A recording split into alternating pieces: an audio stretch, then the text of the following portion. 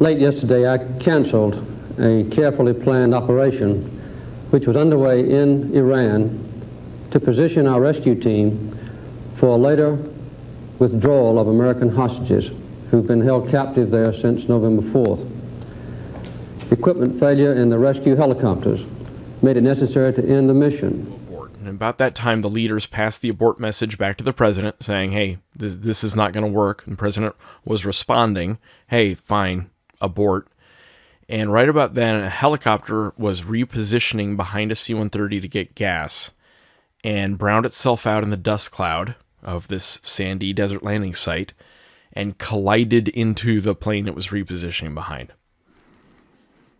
Fireball, explosion, death, destruction, mayhem, literal death, destruction, mayhem. We killed 8 people and injured 5 more. Shitty night.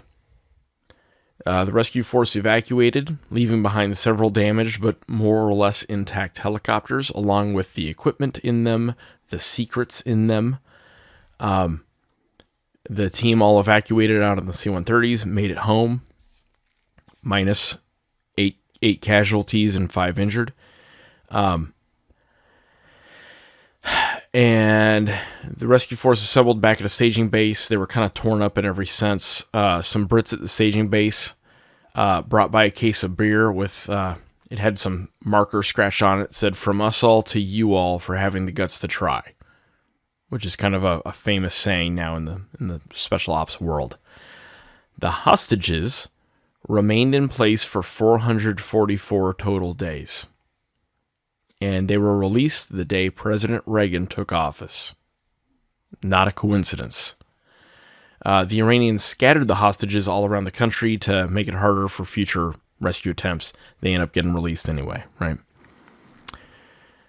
So rough night, real rough night.